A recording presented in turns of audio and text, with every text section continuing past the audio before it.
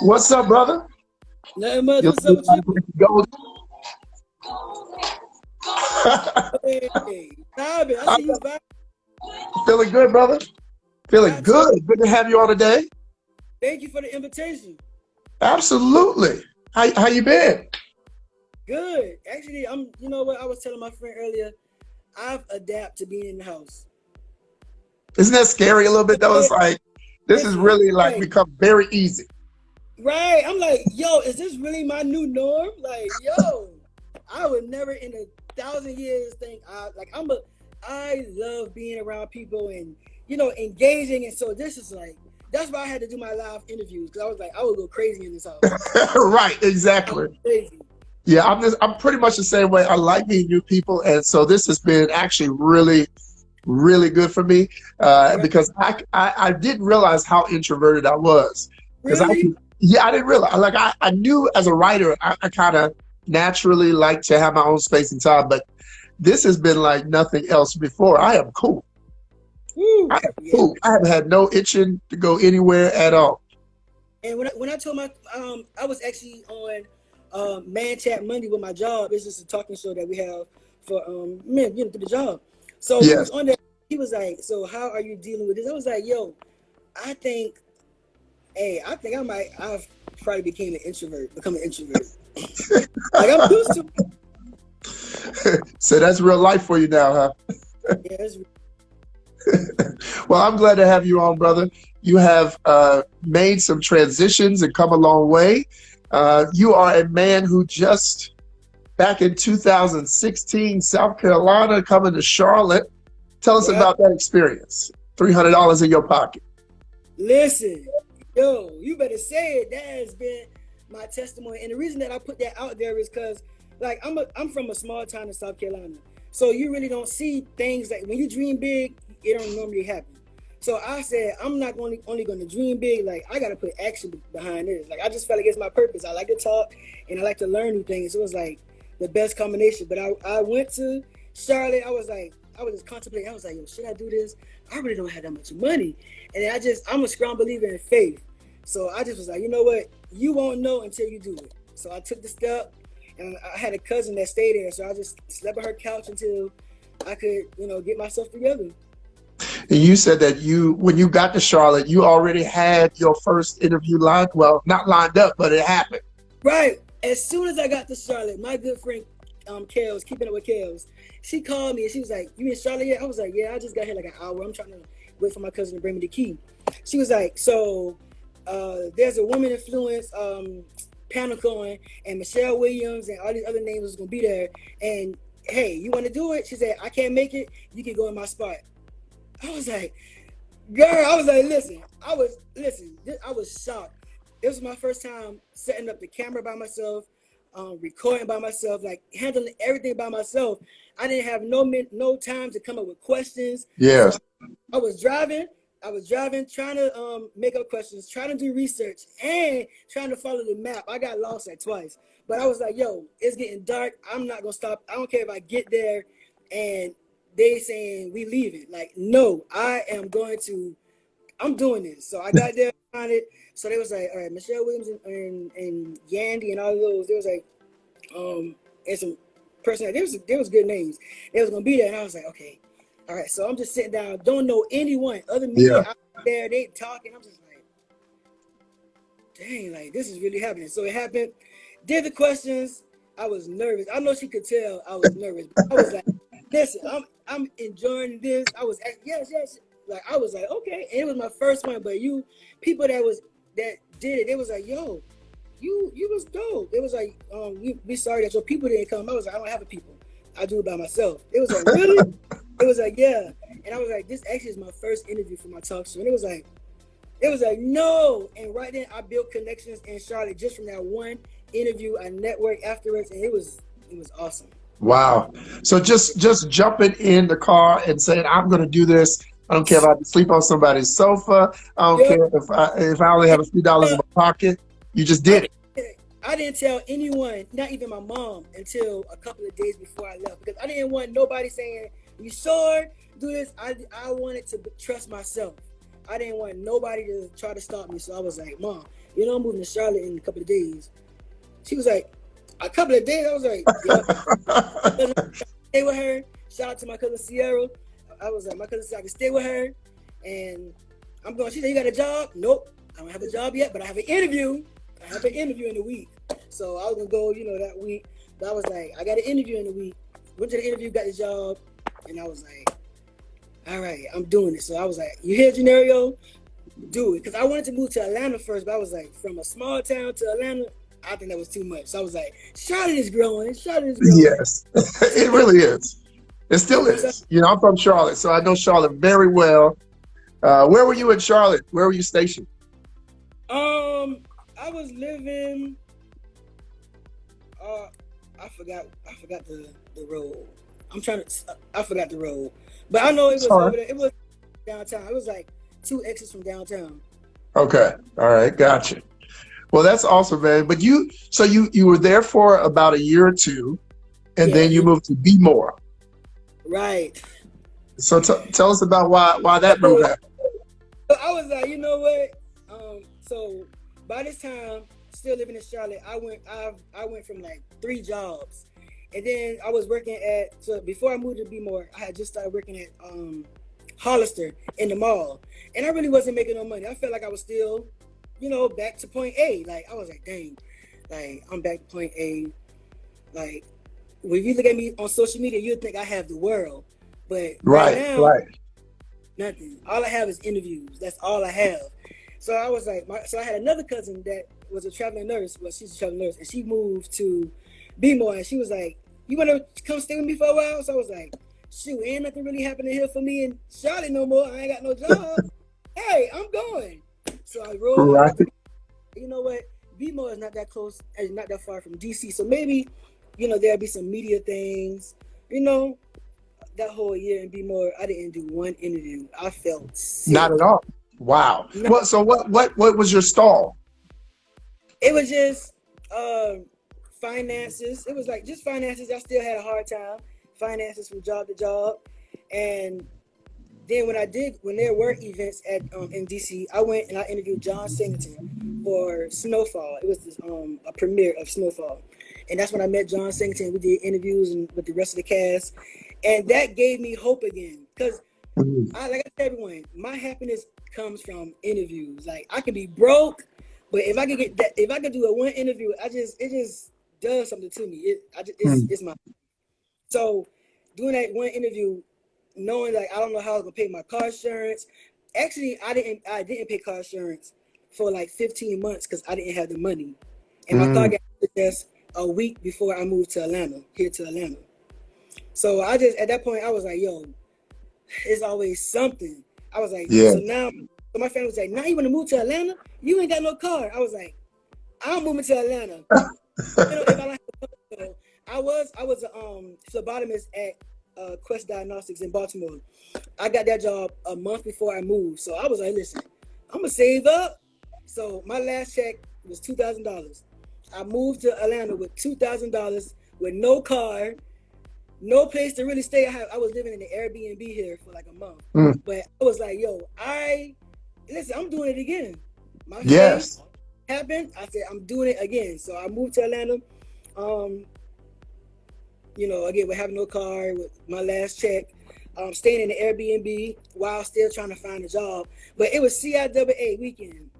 And I was like, as long as I'm in there for that. So I came, doing what I was living in Stone Mountain, didn't have a car. So I had to catch the lift to Atlanta every day, all day, that entire week to do interviews. So that $2,000 was cut because sometimes the Airbnb, the Uber, $50 a day. So I was like, yo, like it's something. So then I have a media friend here. I have a lot of media friends here. So I was reach out to one of them and I was like, yo, if you go to this event, I need to ride with you. I don't have the funds to put in a ride. So that happened. So it's just been a lot of tossing, but I never gave up. I kept going. And now I'm settled. I've been living in this house right here for a month. Congratulations. Me and two of my friends, we just, went ahead and we bought a house. So You know, I'm like, all right, now I got a place. I bought me a car for my birthday last August because I was saving and everything. So I was like, all right, I got a car. So now I just like, I feel like I'm in my place and it's time to go higher. That's it, brother. Congratulations, man. Like the easiest thing to do is to make excuses for why Right. you can't do something, why you can't fulfill your dream, why you can't go after your passion. And man, it sounds like on every step, you actually decided to overcome those excuses and dive in. What was your main motivation though? Like, because I know there's a lot of, like you said, you couldn't even tell your mama within a couple of days of leaving. So like, what was your inner motivation that said, I got to do this? Honestly, my motivation was what motivated me all was I felt like I received a second chance of life. Mm. And I felt like I have a reason and a purpose to live. Mm. And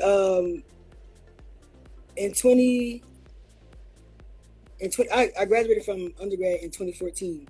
In 2015, I was diagnosed with HIV, and then I became undetectable a year later. So I felt like it was my like God, you know, had mercy on me and gave me life, and I was like, you know what, like I'm gonna really live out my purpose and live out, Yes, and nothing's gonna stop me. I So know that's right.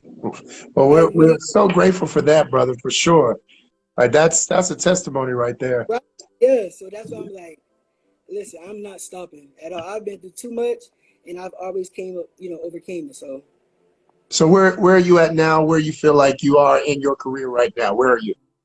I'm just waiting for more to come. Like I really feel like these lives and doing these interviews every day. Like I went to school for this stuff. My bachelor's in broadcast journalism, my master's in new media journalism and marketing. So it's like I went to school for this. I didn't put in too much time to stop, to fail. And I feel like where I'm at now, it can only get better. Especially doing these lives every day. Like I'm ready for somebody to sign me for a show. I can do this. Like I like doing it. You've been working more than me. I was like, I thought I was doing a lot. And I saw your schedule and I was like, this brother is on it. Okay. Listen, I do every stuff. I shoot, edit myself. Every day I'm sending out emails to everyone on that come on my platform. I email every day. I DM. Like I tell people, if you're hungry enough, you're gonna do whatever it takes. I be in people DMs. I be in email boxes. Just, Hmm. yo, come on, let's talk. Come on. Well, you know, I have Priscilla and Leslie. They are amazing. You got a chance to talk to them for PR. But before them, I mean, I was doing much of the same. And I know the hustle and I know what it takes. You know, there's so much confidence that you have to have just to even hit somebody up and be like, hey, I know you don't know me, but would you come on my show? And even with their presence, like it's still, you know, I'm building a brand, so I know what you're doing.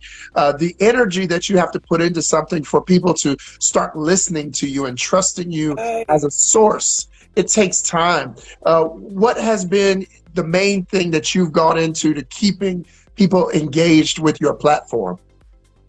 Consistency. I would just definitely say consistency and my personality. That's Like awesome. everybody just said that they love my smile. So it's like, all right, my smile is gonna keep you coming. You better keep smiling. Out. Hey, I'm gonna do that. My personality is gonna keep the consistency and keep my good credit and everything. Hey, I'm gonna give it to you. I know that's right. Well, let's talk about your love life a little bit, because you're in Atlanta. You got your brothers in the house with you, right? All right. And are you currently talking to anyone? Because you were shaking your head real hard. So I'm not. Am I currently talking to anyone? I have a friend that I'm interested in. Yeah. all right. So you got an interest. Right. All right. So no relationship, but an interest. Right. How is it? Because you're in Atlanta. So how is it with dating in Atlanta for you? What's your expense been like? In the beginning, I didn't want to do it because I was like, yo, like, I don't have time for people, and I just felt like I didn't have time trying to learn somebody all over again. And then I had to build trust, and my trust was already broken years back. So it just was like, let's go. And then I can be attachable. So I had to really deal with making sure I wasn't clingy if I was to jump back into something. So it was like, all right, Atlanta, then hearing the bad things about Atlanta, how people like these poly relationships, and I don't like all that. So I'm like, listen, I don't have time trying to get to know somebody and then I find out a whole other relationship. Like, I don't have time for that. Because I heard when I first moved here, the first couple of months, that's like friends, that's all I was hearing. I'm like, oh my gosh. Then I started working at Aid Atlanta. You know, we are HIV, AIDS, STD testing and treatment site, nonprofit here in Atlanta. When I started working there and then seeing the type of people that came in, I was like, no, I am gonna stay to myself. But then I saw someone that I was like, you know what? I think they mature. They have mature things going on. They understand the business mindset of me and the mindset of a creative. I was like, all right, let me try this. Let me get to know someone again. That's what's up. I know about all of that because that is not easy to date in Atlanta. But what about this particular person was so unique that actually caught your eye and made you break your, no, I'm not going to do it? Because they was fly. Like, they fly, match my fly. And they're creative. And I'm a creative, so I wanted someone that would understand where I'm coming from.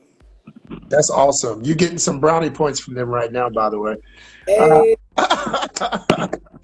So normally I do this, but I'm going to turn it on you today. I'm going to let you be the love coach for a little bit. What would you recommend to somebody who's in Atlanta and looking for love? What would you tell them to avoid if they are in Atlanta on the dating scene? Since you work for Atlanta and all that stuff. If they're on the dating scene, I would most definitely say avoid apps. Because people only on there for one thing. You ain't gonna find nobody on the app. And I'm an old school person, so I always said I didn't never want to find somebody on the app. I always wanted to come to them in the store or at work or something.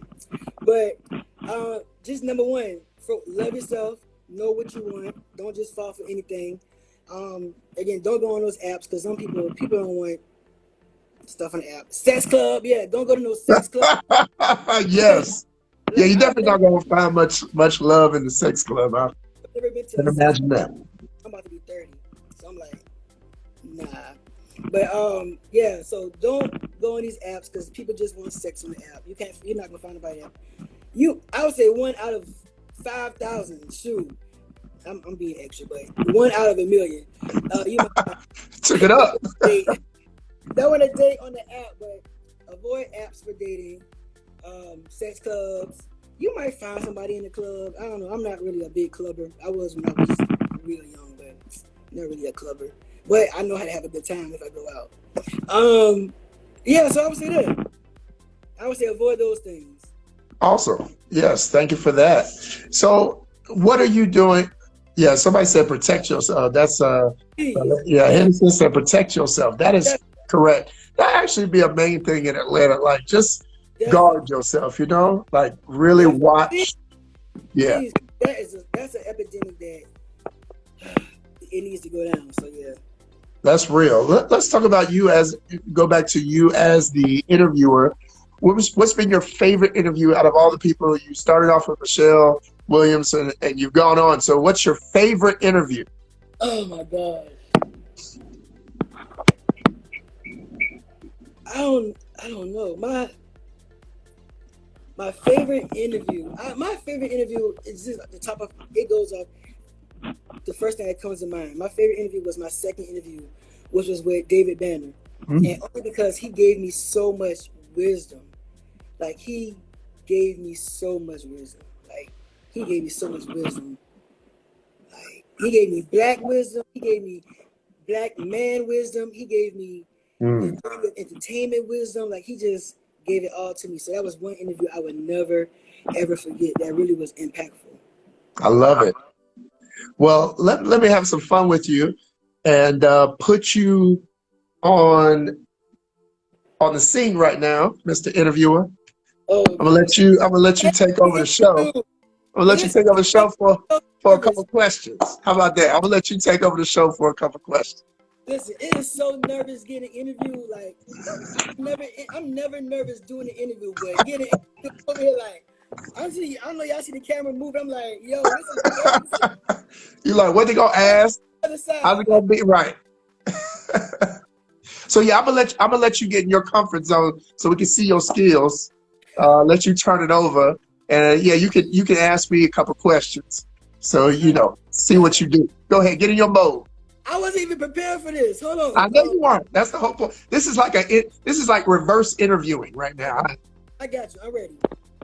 So I gotta always start with, who is Byron Jamal? Let's see. Byron Jamal is a former pastor turned love coach who has found that love is like the greatest thing to offer to anyone, and that it heals, that it solves problems, and that it helps people overcome the pains of their past. So I help ordinary people find extraordinary love. Wow, and I think love is amazing. Love is really, like I said, to be cliche, love helps the world goes round.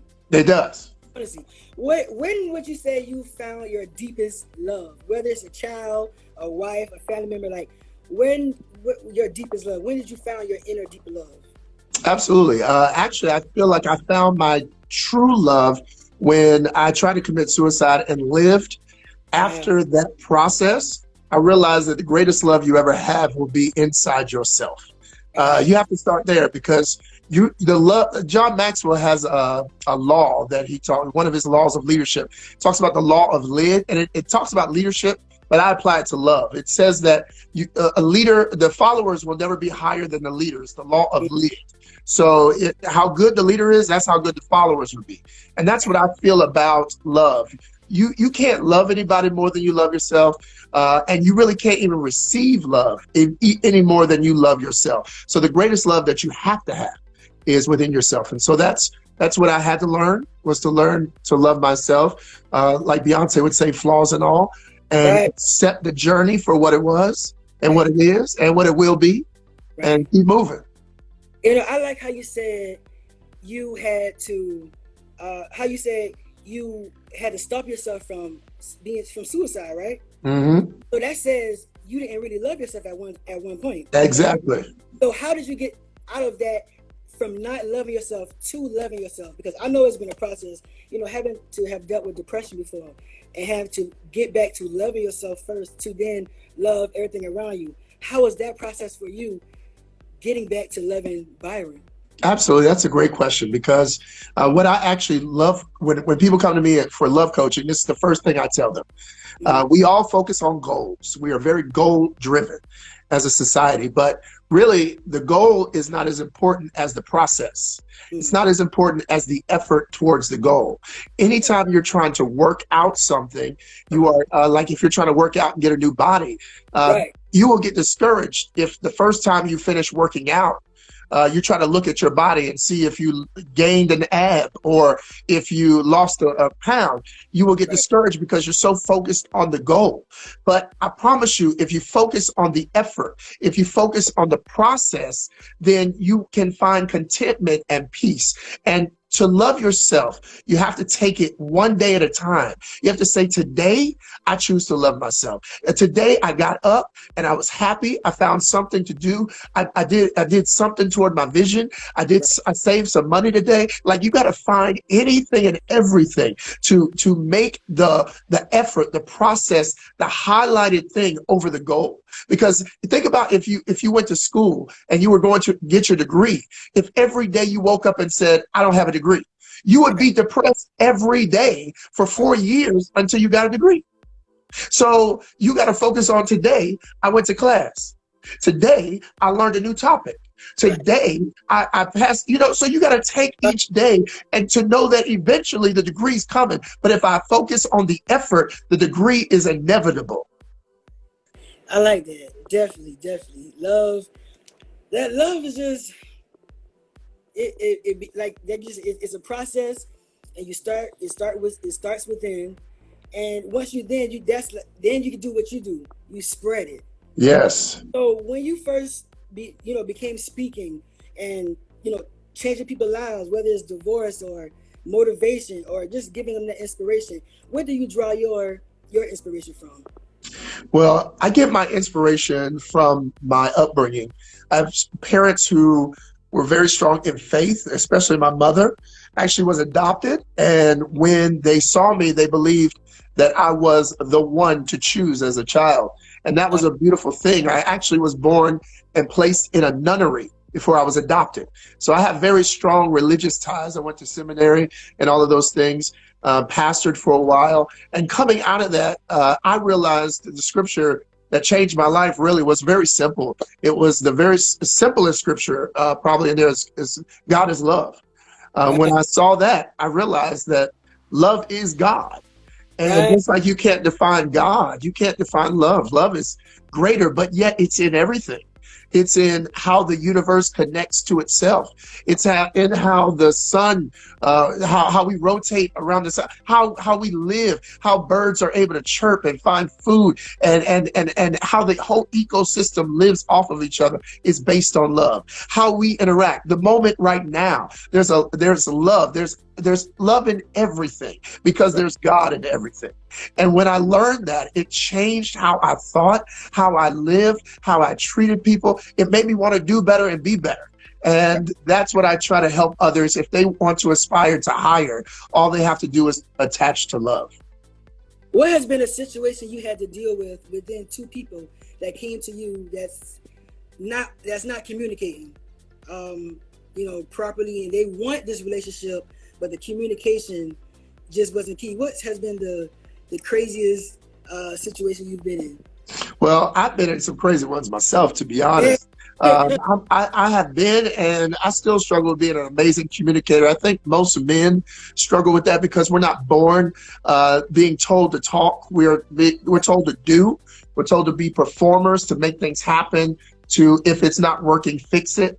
Fix it with your hands, fix it with your mind, but not necessarily with your mouth. Especially as Black men, we are told to really shut up. I mean, a lot of us, unless we're rapping, rap is just really poetry, but they put a negative stigma on rap because it's Black men talking, and so they don't want any Black men talking real words, sharing their heart like Tupac. Tupac was an amazing, he was an emotional poet, and they wanted to shut him up. That's the truth, and that's the reality. So to see two men, especially if they're two men or any man in a relationship, is normally has some difficulties communicating. And what I would tell them, and what I would tell anybody who struggles with communication, is even if you feel like you're failing in the moment, take a deep breath and go try again. Take a deep breath. And just because the conversation didn't work that time doesn't mean it will never work. Go take a deep breath, figure out what the triggers are, and go try again. And a couple can work as long as they keep trying. It's when somebody decides to give up that it just won't work. You've encountered so much, whether it's personal or assisting and helping someone else. What has been your biggest lesson in this field? My biggest what? Your biggest lesson in this field. Absolutely. My biggest lesson has been to trust the divine within yourself. Yeah. Wow. I really believe that. That has really brought me to where I am now, that the risks that you take have to be based on the divine voice that you hear.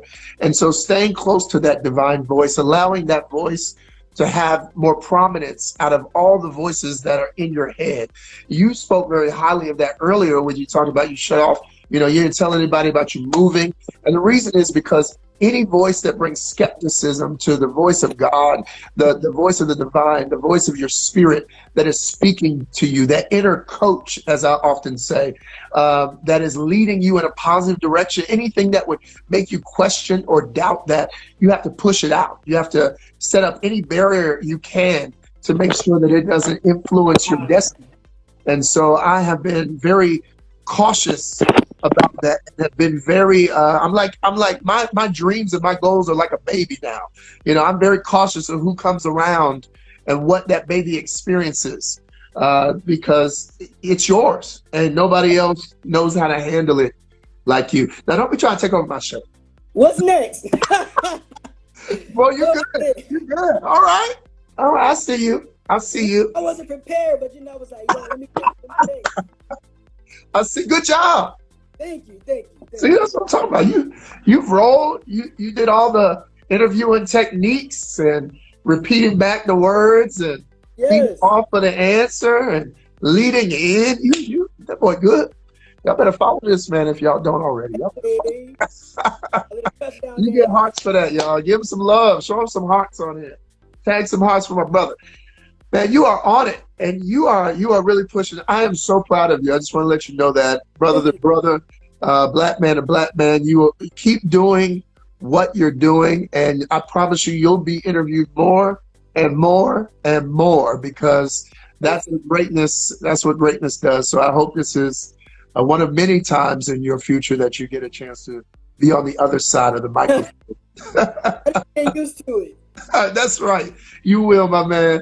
Look, thank you so much for the time. Tell us where everybody can find you, please. You can follow me on Instagram at It's Johneri'o. That's ITSJOHNERIO. I have a YouTube channel where all my interviews are. That's just type in The Let's Talk Show, or just type in my name and my page will come up. And on Facebook at Johneri'o Scott, which is Johneri'o Scott, JOHNERIO Scott. Yeah. Awesome. Thank you, brother. I appreciate you. No problem. Thank you so much. You were awesome. You have a blessed one, bro. It's a